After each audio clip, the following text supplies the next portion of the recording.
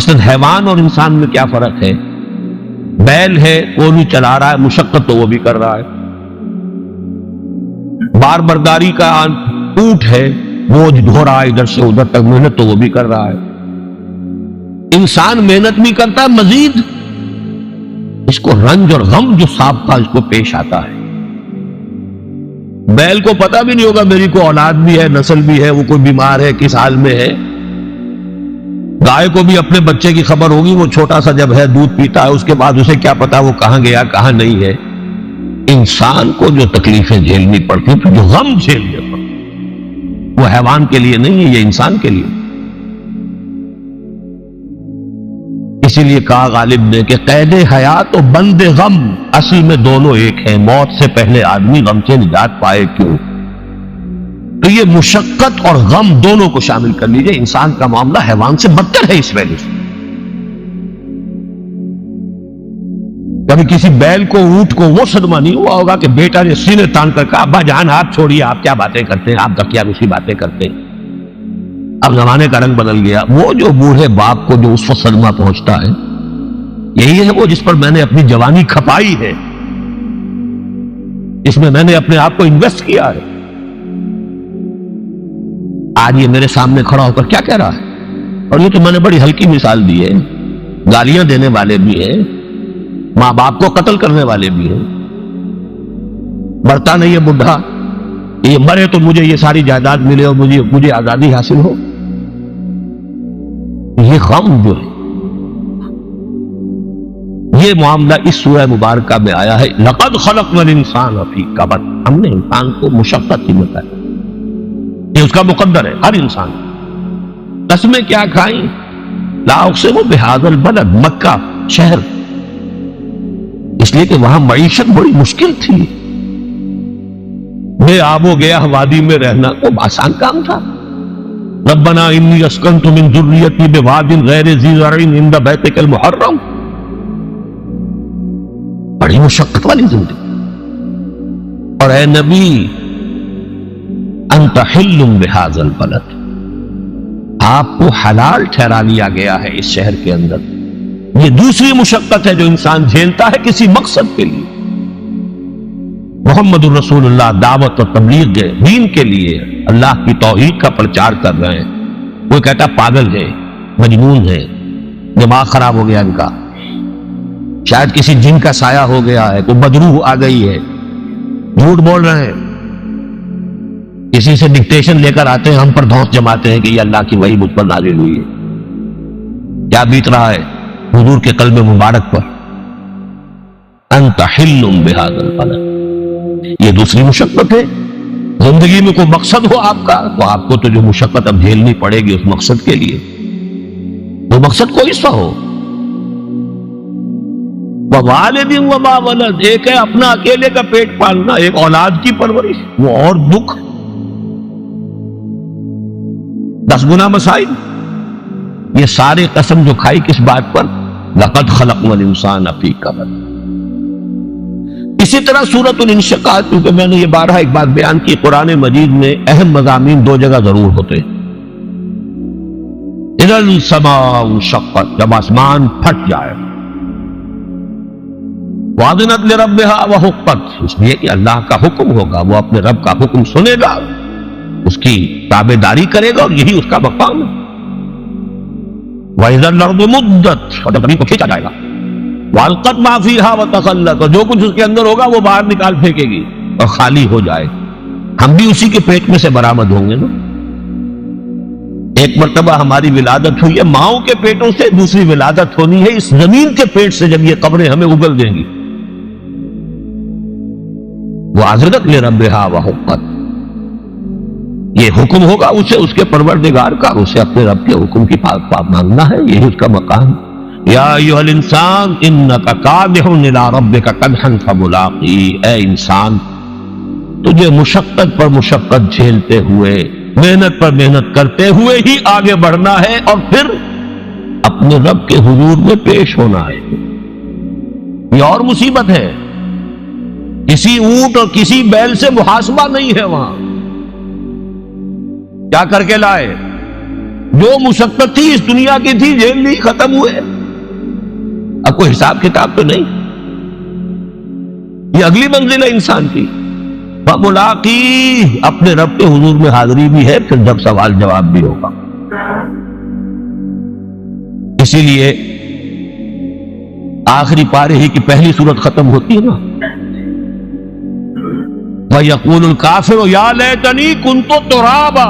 اس روز کہے گا کافر، کاش میں مٹی ہوتا، انسان بنا ہی نہ ہوتا. جسے آج ہم بہت بڑا شرف سمجھ رہے ہیں، شرف انسانیت، کاش کہ میں مٹی ہوں. یہ انسان کی حیثیت مجھے دی ہی نہ جاتی کہ میں آج یہاں کھڑا ہوں جواب دے گی. اور حضرت ابوبکر اس زندگی میں کہا کرتے تھے، کاش کہ میں گھاس کا ایک تنکا ہوتا جو سوکھ جاتی ہے، جلا دی جاتی ہے، اس سے کوئی حساب کتاب نہیں ہے. کاش کہ میں درختوں پر چہچہاتی ہوں ایک چڑیا ہوتا جس سے کوئی حساب کتاب نہیں.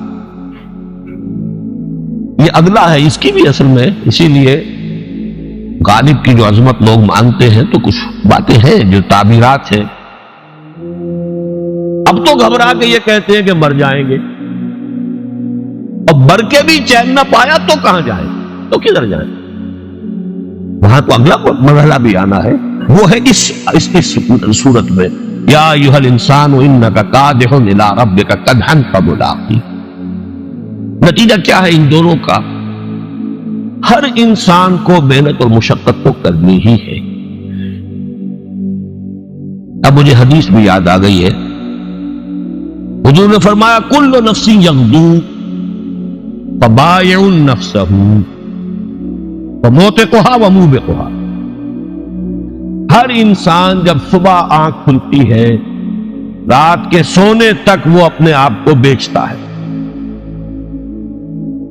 کوئی جسمانی مشقت اپنی بیچ رہا ہے، شام کو 100 روپے لے کر آیا ہے، اس نے اپنی جسمانی محنت بیچی ہے نا.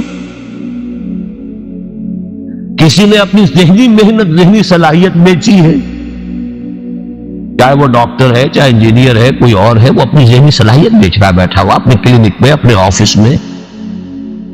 بائع نفسہ، اپنے آپ کو بیچتا ہے. یہ بیچنا تو ہر ایک کا ہے، ہر شخص بیچ رہا ہے اپنے آپ کو. کوئی بدبخت وہ ہے جو یہ ساری مشقت جھیل کر بھی رات کو جہنم لے کر آیا ہے. مشقت بھی جھیلی اور لے کر بھی آیا آگ کے انگارے، اس لیے کہ حرام کاروبار کیا. کوئی وہ ہے جو اس مشقت کے بعد اپنے نفس کو جہنم کی آگ سے چھٹکارا دے کر آتا ہے. بیچا، جائز جگہ بیچا، جائز طریقے سے بیچا. بیچا اس نے بھی، محنت اس نے بھی کی، مشقت اس نے بھی کی، لیکن اس نے اپنی مشقت کے نتیجے میں اپنے آپ کو برباد کر لیا. موتقھا و موبقھا، موبقھا ہلاک کر لینے والا ہے اس کا، اور موتقھا چھڑا لینے والا، گردن آزاد کر لینا جہنم سے آگ. بہرحال اس کا اصل جو ہے، یہ تو بات لمبی ہو گئی. جو دوسرا نقطہ ہے اس میں وہ یہ ہے، یہ جو محنت ہم کر رہے ہیں، کبھی تجزیہ آپ نے کیا کیوں کر رہے ہیں؟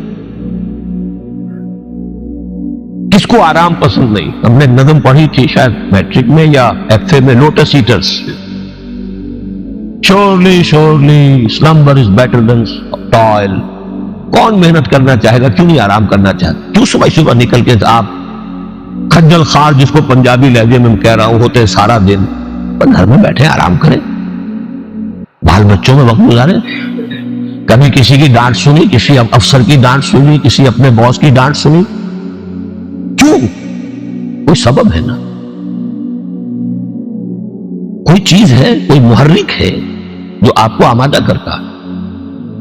فزیولوجی میں ہم نے پڑھا تھا کہ انسان کی جو اصل نارمل سٹیٹ ہے وہ نیند کی ہے. وہ تو کوئی سٹیمولس ہوتا ہے تو وہ جاگتا ہے اور کام کرتا ہے، ورنہ وہ آرام سوئے. یہ کیوں مشقت جھیلتا ہے انسان؟ کیوں یہ اینٹ ڈھونے والا اینٹ ڈھو رہا ہے؟ کیا اسے پسند ہے یہ مشقت؟ کیوں کر رہا ہے؟ اس کا تجزیہ کیجئے. 6 محرکات عمل ہے انسان. یہ 3 جمع 3 2 حصے سے کر لیجئے. تین محرکات وہ ہیں جس کا زوردار تقاضا ہمارے اندر سے نکلتا ہے. کسی کو کہنے کی ضرورت نہیں ہے، کوئی واعظ کی ضرورت نہیں، نصیحت کی ضرورت نہیں، تبلیغ کی ضرورت نہیں، وہ تو اندر کا تقاضا ہے، پیٹ کھانے کو مانگتا ہے. وہ مٹی ڈھوئے گا یا اینٹیں ڈھوئے گا، کسی چلائے گا، کچھ کرے گا، اس لیے تو اس کا تقاضا اندر سے ہے. کسی کو کچھ کہنے کی ضرورت نہیں، اس میں تبلیغ کی ضرورت نہیں. کس پر احسان دھرے گا؟ کسی پر احسان نہیں دھر سکتا، وہ تو اس کا اپنا تقاضا. ایک جنسی تقاضا ہے، شادی کرے گا، ہر شخص کرے گا. کبھی آپ نے واعظ سنا ہے شادی ضرور کرو؟ ہر ایک کرتا، کچے دھاگے سے بندھے سب کرتے چلے جا رہے، حالانکہ پتا ہے ایک پیٹ کو پالنا کہاں اور کہاں ایک خاندان کا بوجھ اٹھانا. بچوں کا پالنا، راتوں کی نیندیں اپنی خراب ہوگی، بچہ بیمار ہے. آپ نے دیکھا ہوگا بیچاری کوئی خاتون برقع پوش، ایک ہاتھ میں بچے کو لیا گودی میں، ایک میں چاہے کوئی اور بچہ بھی ہو کہ جس کی انگلی پکڑی ہوئی ہو، اور کوئی بوتل دوا کے لیے ہو، اور ڈاکٹر کے کسی کے ہاں 3 گھنٹے کھڑی ہو، یا ہسپتال میں کھڑی ہو کسی جگہ پر، اس کی باری بھی نہیں آ رہی. کون اسے مجبور کر رہا یہ مشقت جھیلنے؟ کیوں جھیل رہی؟ تو اندر کا تقاضا ہے. نہ کسی کو اور کو کچھ کہنے کی ضرورت، نہ کسی پریشان کر سکتا. یہ تقاضے جو اندر کے ہیں. ہر شخص مکان بناتا ہے، جھوپڑی بنائے تو، محل بنائے تو بنائے گا، کوئی ضرورت ہی نہیں کہنے کی کہ بناؤ، سب بنا. ہر ایک کو فکر ہے اس کی. یہ تقاضے 3 جس کو کبھی ہمارے ہاں ایک نعرہ بنا تھا نا، روٹی کپڑا اور مکان. یہ نعرہ وہ ہے جو ہر بارود انسان کے اندر موجود. اس بارود کو صرف چنگاری دکھانے کی ضرورت تھی. وہ جو ابلیس سے کہلوایا اقبال نے، کیا امامان سیاست، کیا کلیسا کے شیوخ، سب کو دیوانہ بنا سکتی ہے میری ایک ہو. وہ ایک ہو پر روٹی کپڑا مکان پر پوری قوم ناچنے لگی تھی کہ نہیں؟ کیوں ناچی تھی؟ اس لیے کہ اس کے اپنے اندر وہ بارود تو اندر تھا نا، اسے تو صرف یہ فتیلہ ہی دکھانا تھا. یہاں ایک نقطہ جو ہے بہت اہم ہے. روٹی کپڑا اور مکان، میں نے جو بات گنی تھی اس میں کپڑا نہیں آیا تھا، میں نے جنسی تقاضا کہا تھا، شادی. لیکن آپ کو معلوم ہے قرآن مجید زوجین کو ایک دوسرے کا لباس قرار دے گا. ہن لباس لکم وانتم لباس لہن. وہ تمہارے لیے بمنزلہ لباس ہے، تم ان کے لیے بمنزلہ لباس ہو. تو بات وہی بن گئی، روٹی کپڑا اور مکان. بنیادی تقاضے یہی ہے کھانے کو. جنسی تقاضا جس کے تحت شادی ہے، گھرستی ہے، بیوی بچوں کا معاملہ ہے، کھکیر سارا بول آدمی لیتا ہے. پھر کوئی گھروندہ، کوئی چھت جو ہے سر کے اوپر ہونی ضروری ہے، کوئی رین بسیرا ہونا ضروری ہے. یہ 3 تقاضے میں نے گنوا دیے جس کے اندر سے ابھرنے والے تقاضے ہیں ہر شخص. اب آپ جائزہ لیجئے اپنی بدقسمتی سے، شاید ہم تو سب کے سب الا ماشاءاللہ 100% ساری انرجی انہی 3 کاموں پہ لگا رہے ہیں نا. ساری انرجی ہماری، سارا وقت ہمارا انہی 3 چیزوں کے نتیجے میں لگا.